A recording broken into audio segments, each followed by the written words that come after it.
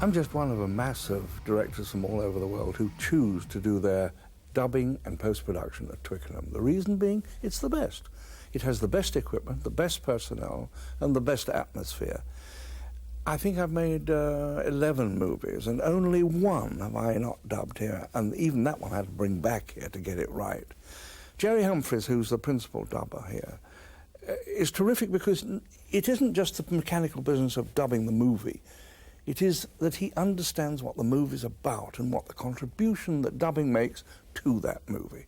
They come here, one, of course, I hope, for the technical expertise that we can afford to give them and do give them, but on top of that, there is a friendly atmosphere here, which they all tell me about, and that they like the ambience of the place and the people that work in this place.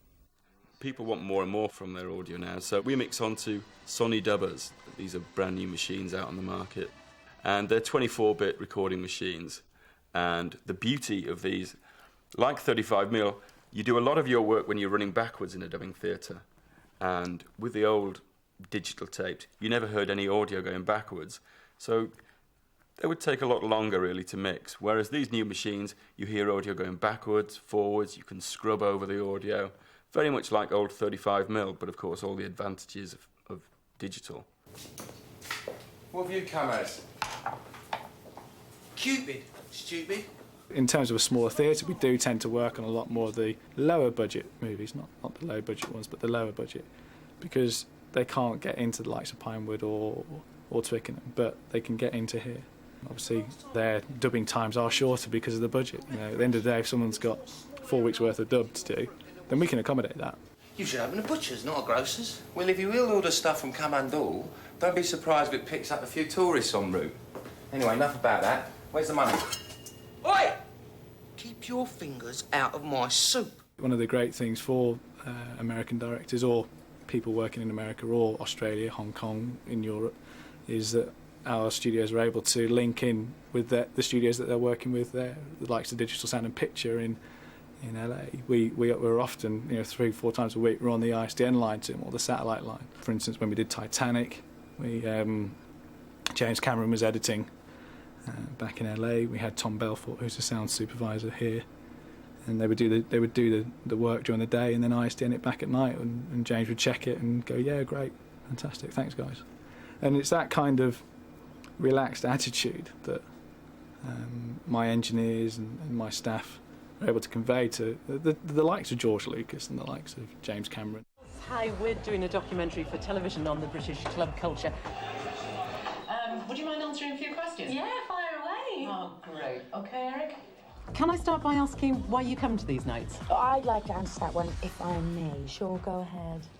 To get absolutely trashed. What we have here is a Harrison console, and I believe this is the biggest in Europe.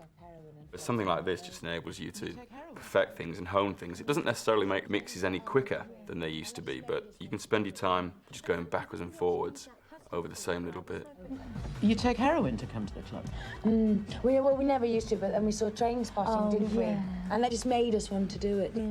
Once the picture's cut, the editor will run off a series of beta tapes, which we will do our pre-mixes to generally, so it saves the print.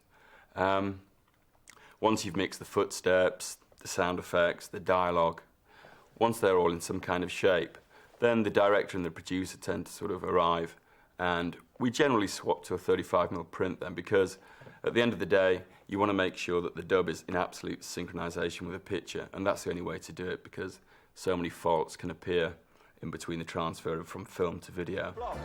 When the homies have an illegitimate pocket e-dealer in their website, they tell the bouncers. The bouncers grip him, nab his stash, and kick him out with a physical warning. Gives the puckeries to their homies, and they knock out to the kids in the club. What's your name? What have you had? Reach for the lasers. Safe as fuck. After you've finished mixing a film, the director wants to make an edit to the picture. Nowadays, it's very easy with this new technology to also make the same edits on your audio.